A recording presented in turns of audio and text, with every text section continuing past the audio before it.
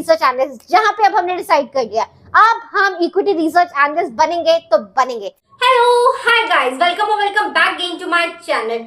आपने अभी तक पूरे की पूरी इक्विटी रिसर्च की 23 वीडियोस मिस कर दी हैं और आप इक्विटी रिसर्च एनालिस्ट बनना चाहते हो? है और रब्बा, हमने पूरा का पूरा इन्वेस्टमेंट बैंकिंग सेगमेंट खत्म कर दिया 23 दिन के अंदर। It's such a happy news. I am so happy to share that हम लोगों का इन्वेस्टमेंट बैंकिंग वाला सेगमेंट खत्म हो गया है। हमने बहुत मेहनत की थी इस वाली चीज के ऊपर। हम लोग जितना भी इंटरेक्टिव होके इस वाले चैलेंज को ले सकते थे, क्वेश्चंस के मैं आपके आंसर कर सकती थी, हमने सब कुछ किया है इस वाले सेगमेंट के अंदर। सो गाइस, अभी तक आपका कैसा एक्सपीरियंस रहा मेरे को जरूर बताइएगा। अब आप सोच रहे हो कि यार मैंने तो 23 दिन का मिस कर दिया, अब क्या?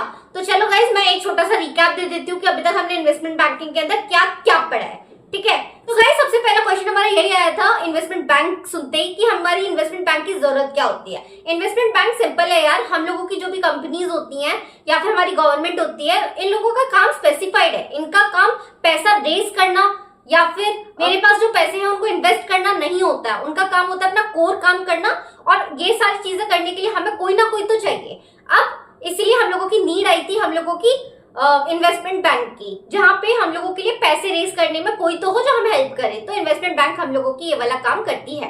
ठीक है, अब इन्वेस्टमेंट बैंक बेसिकली 3 टाइप्स की होती है मेजरली। एक होती है आपकी लार्ज कैपिटल, एक होती है मिड कैपिटल, एक होती है आपकी बुटीक फर्म्स टाइप की। ठीक है, नेक्स्ट क्वेश्चन आता है कि हम लोगों की इन्वेस्टमेंट बैंक आखिर क्या क्या काम करती है। हमने यही 4 टॉपिक्स को डीप में समझने की कोशिश की है। तो सबसे पहली चीज जो होती है ना, हम लोगों का जो इन्वेस्टमेंट बैंक करता है वो होता है कैपिटल मार्केट वाला काम। कैपिटल मार्केट वाला काम का मतलब होता है इक्विटी और डेट का काम। ठीक है, इक्विटी का मतलब होता है कि यार जब हमारी कंपनी फर्स्ट टाइम हम लोगों के पैसे पब्लिक से लेना चाहती है तो वो कैसे लेगी? Through IPO. अब आईपीओ में हम लोगों की हेल्प करती है हमारी इन्वेस्टमेंट बैंक। Next, date. अगर हम लोगों की कंपनी को बहुत बड़ा अमाउंट पब्लिक से पैसे मांगने हैं in the form of bonds, कैसे मांगेगी? In the form of date.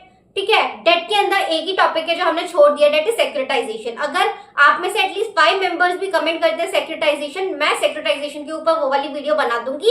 बस एक यही छोटा सा पार्ट हम लोगों ने पूरे के पूरे इन्वेस्टमेंट बैंकिंग के अंदर छोड़ दिया है, वो भी इसलिए क्योंकि मुझे तो पसंद नहीं है।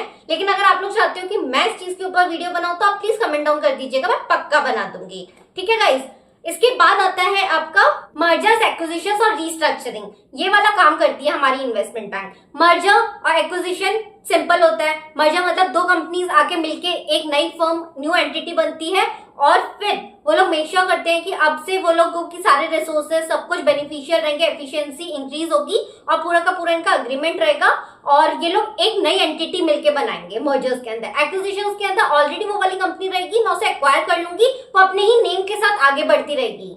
ठीक है, तो उधर कोई सेपरेट एंटिटी नहीं बनाई जाती है, उधर वही सेम कंटिन्यू की जाएगी। तो हम लोगों का मेजरली होता है मर्जर और एक्विजिशन। मर्जर एक्विजिशन आप ऐसा मत समझना कि पूरी की पूरी कंपनी सिर्फ एक ही बार लाइफ में मर्जर करती है, एक्विजिशन करती है। ये वाला ना बहुत कंटिन्यूअस प्रोसेस है, वो at one point in time मतलब वो चलता ही रहता है। किसी भी वो स्टेज में एंटर करती है ना, मे बी मैच्योर स्टेज में है, ग्रोथ स्टेज में, किसी भी स्टेज में वो इस वाले फंक्शंस के अंदर वर्क करती है। मर्जर या एक्विजिशन होता ही रहता है। ठीक है, तो ये वाले काम में हम लोगों की कंपनीज हेल्प करती है। अब आप सोचोगे रिकंस्ट्रक्शन क्या होता है? यार कभी कभी क्या होता है ना, हम लोगों की जो कंपनीज होती हैं जब पैसा रेज करती हैं तब तो बहुत अच्छी कंडीशन में होती है, लेकिन कुछ इश्यूज हो जाते हैं ऑब्सिलेंस की वजह से, या फिर टेक्नोलॉजी चेंज हो गई, आपकी मैक्रो एनवायरनमेंट चेंज हो गया, मतलब बहुत सारे ऐसे चेंजेस आ जाते हैं कि हमारी कंपनी डील नहीं कर पाती और फिर उसके शेयर प्राइसेस, बॉन्ड प्राइसेस और सब कुछ, उसकी जो ओवरऑल वैल्यू है सब कुछ गिरने लग जाती है। और ऐसे सिचुएशन में उसके पास पैसे भी नहीं होते रीपे करने के लिए।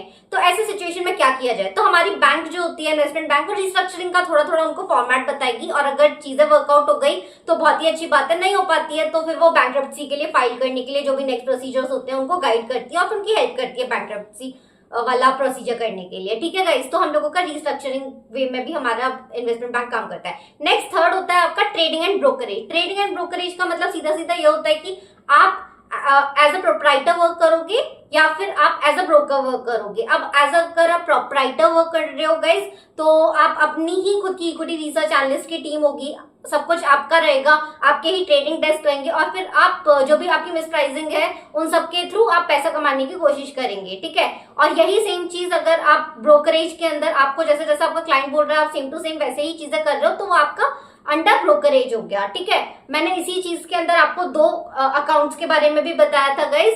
एक होता है आपका डिस्क्रिशनरी पोर्टफोलियो, एक होता है आपका non discretionary portfolio. Non discretionary मतलब हमारे मैनेजर का होता है कोई डिस्क्रिशन या फिर उसकी नॉलेज यूज नहीं हो रही होती है। ये जहां पे भी आपका नॉन डिस्क्रिशनरी पोर्टफोलियो वाला टॉपिक आ जाता है ना, पूरा का पूरा आपका ब्रोकरेज के अंडर जाता है। लेकिन आपका जब डिस्क्रिशनरी पोर्टफोलियो आता है ना, तो वो हमारा नेक्स्ट जो फॉर्मेट है जिसमें हमारा वर्क करती है हम लोगों की इन्वेस्टमेंट बैंक, वो वाला होता है एसेट मैनेजमेंट। एसेट मैनेजमेंट का मतलब क्या होता है ना, पैसे से पैसे बनाना। आपके पास क्लाइंट्स हैं, वो बोलेंगे कि मेरे पास इतना सारा इन्वेस्टमेंट है, क्या आप इससे पैसे बना सकते हो मेरे लिए, तब हम लोगों का एसेट मैनेजर काम में आता है। ठीक है गाइस, अब ये एसेट मैनेजर हम लोगों का डिस्क्रिशनरी पोर्टफोलियो होता है। तब हमारा मैनेजर डिसाइड करेगा कि मुझे कब सिक्योरिटीज बाय करनी है, सेल करना है, ये सब काम करेगा हम लोगों का मैनेजर। अब हम लोगों के एसेट मैनेजमेंट के अंदर ना प्राइवेट इक्विटी बहुत ज्यादा फेमिलियर टर्म है या फिर बहुत ज्यादा इंपॉर्टेंट कॉन्सेप्ट बोल सकते हो। प्राइवेट इक्विटी एसेट मैनेजमेंट के अंदर आता है जहां पे आप लोग ना ऐसी वाली इक्विटीज या फिर ऐसे वाली कंपनीज को वैल्यू करने वाले हो जो जिनके बारे में आपको इन्फॉर्मेशन ही नहीं है और फिर उनमें आप इन्वेस्ट करोगे। तो इस टाइप की प्राइवेट इक्विटी फर्म्स भी एसेट मैनेजमेंट का जो हमारा मैनेजर होता है ये वाले रोल्स प्ले करते हैं। ठीक है, तो इनडायरेक्टली गाइस अब आपको समझ में आ गया होगा हमारा इन्वेस्टमेंट बैंक क्या काम करता है। ठीक है, अब हम लोग ये चीज समझ सकते हैं कि यार हम लोगों को अगर ये वाली चीजें और ज्यादा डिटेल में जाननी है तो आप मेरे पूरे के पूरे वीडियोस देखिए, आपको समझ में आ जाएगा कि मैं क्या बताना चाह रही हूँ। तो अभी मैंने जो आपको रिकैप का वीडियो बताया है, इनडायरेक्टली मैं ये बताना चाह रही हूँ आपको कि अभी हम लोगों का फर्स्ट सेगमेंट खत्म कर दिया है और अब हम लोग नेक्स्ट फाइनेंशियल मॉडलिंग की तरफ बढ़ेंगे। ठीक है, तो कल से आपको जो भी मेरे वीडियोस दिखेंगे हम फाइनेंशियल मॉडलिंग सीखेंगे। ठीक है गाइस, अभी मैंने आपको रिकैप में हर एक चीज बहुत ज्यादा स्पीड में बताई है। हो सकता है आपको थोड़ी चीजें बिल्कुल ही ऊपर से चली गई होगी, समझ में ही नहीं आया होगा, लेकिन ये बहुत ज्यादा जरूरी था बताना, क्योंकि यार अगर हम लोगों को बेसिक्स ऑफ इन्वेस्टमेंट बैंकिंग ही नहीं पता तो हम इन्वेस्टमेंट बैंक में आगे जाके काम करने वाले हैं तो फायदा क्या है। हमको एटलीस्ट थोड़ा बेसिक नॉलेज तो होना चाहिए ना, हमारी इन्वेस्टमेंट बैंक करती क्या है, क्यों आई, आखिर इसके क्या क्या पर्सपेक्टिव्स होते हैं, इसके क्या क्या टाइप्स होते हैं, इसके क्या क्या काम होते हैं, हमें सब कुछ पता होना चाहिए, राइट। तो इसलिए गाइस मैंने ये वाला सेगमेंट सबसे पहले शुरू किया था। आई होप आप लोगों को अभी का चैलेंज पसंद आ रहा है। आप मेरे को कमेंट डाउन कर दीजिएगा अगर आपके पास कोई भी फीडबैक एंड यू फील कि यार ये वाली चीज करना हमारे लिए बहुत ज्यादा बेनिफिशियल है और हम लोग कुछ अच्छा कर सकते हैं आउट ऑफ दिस चैलेंज। ठीक है, and guys apart from it, आपका अगर कोई फ्रेंड है जो इक्विटी रिसर्च एनालिस्ट बनना चाहता है, जल्दी से जल्दी उसको शेयर कर दो। ये वाली वीडियो अच्छी लगी हो तो लाइक कर दो और सब्सक्राइब करना तो बिल्कुल मत भूलना। I will see you guys in the next video, till then take care, let's learn financial modelling from tomorrow onwards. I will see you guys in the next video, till then take care, bye.